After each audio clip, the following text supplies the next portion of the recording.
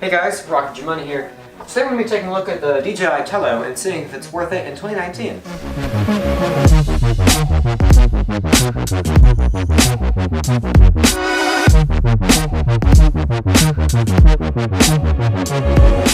Alright guys, it's time for the DJI Tello flight test. So as you can probably see, I'm flying the Tello right now. If I can just turn it around to make it look right at us. There we are. And it's actually surprisingly responsive. However, the video downlink is not as good as I thought it would be. But yeah, the Tello is an incredibly stable drone. It's actually pretty windy right now. And it is drifting a bit. Bro, it's freaking right over the thing. But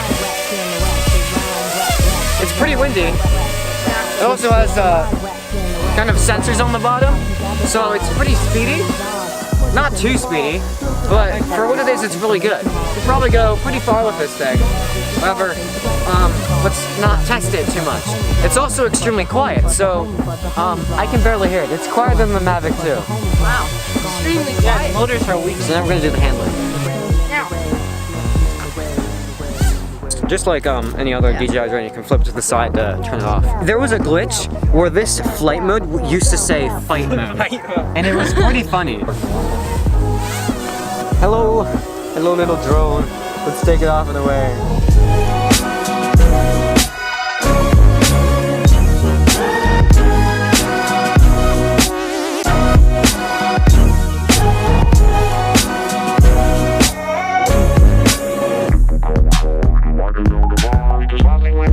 Overall, I'm very impressed with what this thing can do. It's extremely quiet too. So it's extremely quiet, fairly fast, and pretty good range for how tiny it is. Like, I'm still blown away at how tiny the thing is.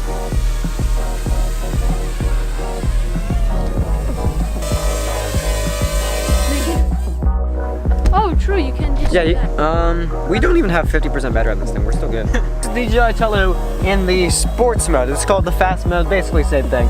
You can move it pretty fast. Look how responsive that thing is. Now, you see how fast it can go. And of course, the image stabilization is turned off when you're in the fast mode. So the battery life is also pretty good. Also pretty responsive, so if I try to stop it, it stops really fast. Let's see how high. It cannot ascend fast, but descending is also really slow. But moving around in general directions. So in the fast mode, you can probably tell that there's no image stabilization, so it's kind of shaking a bit. So no image stabilization, so it makes it a lot more like an FPV.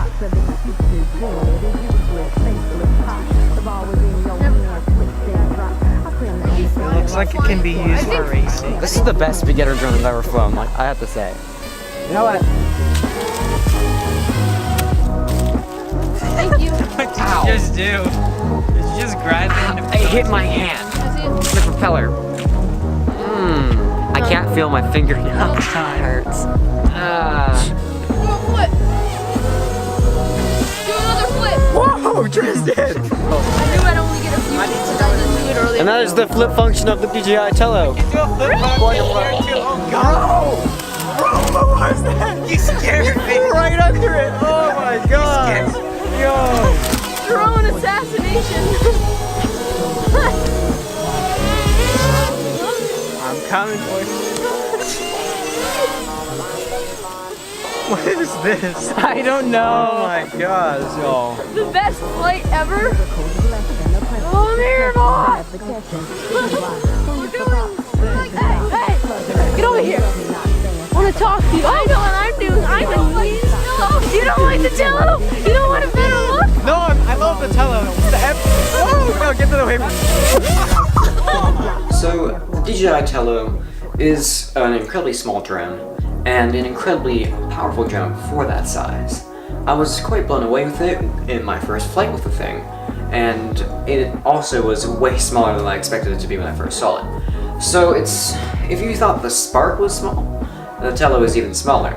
The Spark and the Tello are similar in design aspects, such as not big foldable, but still being overall small drones with a same body general design, with the battery being removable from the back and the camera in the front, 4 propellers with addable prop guards if you want that. But the thing that sets the Spark apart from the Tello is that the Spark is a more professional style drone, while the Tello is more of a kid-friendly or maybe just beginner drone. Now, I'm not saying the Tello is a bad drone at all. It's literally the best toy drone I've ever flown. This was my first drone, and I mean, it was $100, I think. It couldn't go very far. It didn't have live transmission. This is pretty crash resistant. Camera was pretty bad. Flight time was horrible. It's giant. Overall, fine drone, but to show you what has changed in the drone industry, the DJI Tello is the same price as that thing was. This thing's now, I think, like what, $60 or something? And the Tello was on sale for $70 this Christmas time. So the change and advancement in the drone industry has been quite crazy. I don't think I would have ever thought of a drone for the same price as this thing back in the day that would have a live transmission, a range of pretty far, like 200 meters, maybe 100 meters at most. But still, live transmission, a stabilized camera, not gimbal stabilization, but still a stabilized camera, and a fairly long range for under $100. That's pretty crazy. Of course, the Tello doesn't have its own controller, which is kind of a drawback, because if you had a dedicated controller for the drone, instead of just using your phone, you could go a whole lot farther. And I also like the more tactile feel of having a controller than having virtual joysticks on the phone. I mean, they are very responsive. I've seen other very sketchy drones that have apps where you can fly with just your phone, and it's very sketchy, very laggy, and it doesn't respond accurately. But the Tello responded just fine. Now, I've been flying my DJI Spark for the past 4 weeks now without a controller because that's been getting repaired, and it should come back tomorrow as of the time when I'm making this video. So hopefully by the time this video goes up, I will have the controller back. But flying DJI drones without a controller is much better than any other company. With DJI, you can't really go wrong. I mean, DJI, the rest of their drones are kind of overpriced. Like, basically everything DJI makes is overpriced, but you're gonna get a good product out of it even if it is overpriced. That's not to say that it's probably not worth. It's not worth the money. It's worth the money, but sometimes especially DJI Care, that kind of sets people off about their products, and things aren't always that great. But DJI, they have some of the best technology in drones, and they are leading the drone industry. They basically have a monopoly, and the Tello is their approach to the younger drone market, or the beginner drone market, as the Spark used to be, but the Spark is kind of more professional. I use it for professional purposes, and it mostly holds up to that standard. So no gimbal on the Tello. It's kind of too small to have a gimbal. Although, if you could put like a Osmo Pocket style gimbal on that thing, it would probably fit. Just, you'd have to redesign the thing a bit. But you're not going to get a tiny gimbal on a tiny drone, because it's meant to be pretty crash resistant. And it is crash resistant. Like, it's a compact body, and those propeller guards absorb the shock pretty well.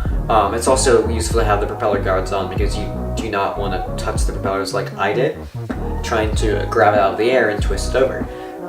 That does not feel good, although it feels slightly better than accidentally touching the Spark's propellers. It's still not fun. Propellers just are generally not fun to touch. That should be obvious. So, DJI Tello. Overall, really nice drone. My main complaints with it are the lack of a controller. That's about it, really. For the size, it's great. Video transmission is fine. They fixed the problems, the bugs in the app. And overall, the drone has evolved pretty well, and I would definitely recommend it in 2019. Although, that's not to say that there will be a better drone for a good price coming out in 2019. Getting a good drone, it's usually expensive, but now you can get the DJI Tello for under $100, and it's definitely worth that price. It gives you amazing stuff, and you can do so much. It's pretty much the best beginner drone I've ever flown. So, if you are interested in purchasing the DJI Tello, please use the link in the description. It will give me I think 5% cash back or whatever, 5% credit to me because it's an affiliate link. No extra price to you all, just so I can make money because I'm currently not monetized. But if you would like to help me get monetized on YouTube, click the subscribe button. Hopefully I can get to 300 by summer, 300 subscribers. Do like the video so this video get pushed out to more people, and I'll see you guys next time. Thanks for watching. It's been a pleasure to have you on my channel. I'm Rocco with your money. I'll see you next time.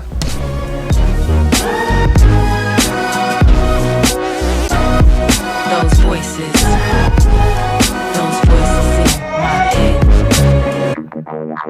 Walking through the bar, just walking when the stars all align, could be fun. Far away from home, imagination roams. Everybody's wrong, we wrote the song.